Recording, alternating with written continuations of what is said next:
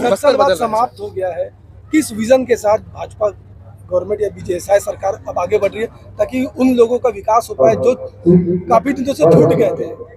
देखिए, बस्तर वैसे तो प्रारंभ में छत्तीसगढ़ के और भी जिले प्रभावित थे, लेकिन जो बस्तर का क्षेत्र है और अगर एरिया वाइज देखें तो केरल स्टेट से बड़ा क्षेत्र है और जो प्राकृतिक रूप से बहुत सुंदर है, पर्यटन की अपार संभावनाएं हैं, लेकिन 4 दशक से भी ज़्यादा समय से वो क्षेत्र नक्सलवाद से ग्रसित रहा और वहाँ पर विकास नहीं पहुँचा। कई गांव आज भी बिना सर्वे के हैं।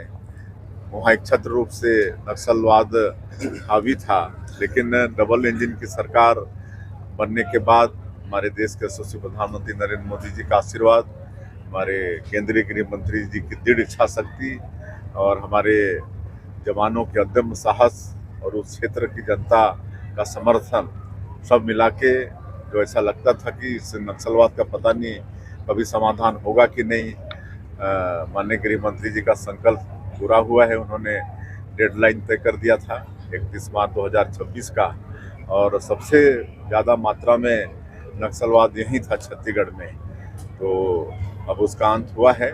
तो निश्चित रूप से हम लोग जब से नक्सलवाद के खिलाफ में लड़ाई शुरू किए उसी समय हम लोग ये भी चाहते थे कि विकास पहुंचाना जरूरी होगा और एक नियत निलानार योजना हम लोग शुरू किए।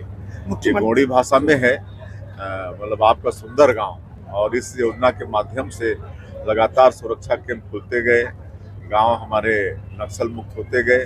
वहाँ पर हम लोग करीब 17 योजनाओं को, विभाग की योजनाओं को और 43 व्यक्तिमूलक कामों को लोगों तक लगातार पहुंचाने का काम कर रहे हैं। आज 500 से ज़्यादा गांव आबाद हो चुके हैं। वहाँ पर जहाँ कोई जाता नहीं था, सड़कें बन रही हैं, बिजली पहुंच रही है घरों में, पानी पहुंचा रहे हैं, लोगों का राशन कार्ड बन रहा है, राशन नहीं पहुंचता था अब राशन भी पहुंच रहा है, स्कूल खुल रही हैं, अस्पताल खुल रहे हैं, दूर संचार के साधन वहाँ पर खड़ा हो रहे हैं। तो सारा विकास का काम वहाँ पर कर रहे हैं और माननीय गृह मंत्री जी ने आश्वस्त किया है बस्तर की जनता को कि पूरे देश का सबसे अच्छा आदिवासी संभाग बस्तर को बनाएंगे। सर, शिक्षा को लेकर क्या कर रहे हैं लगातार बस्तर इलाके में? शिक्षा बस्तर इलाके में जिस तरह से पहले जाऊंगा में एजुकेशन हब बनाए थे, उसी तरह से इस साल के बजट में हम लोग प्रावधान किए हैं।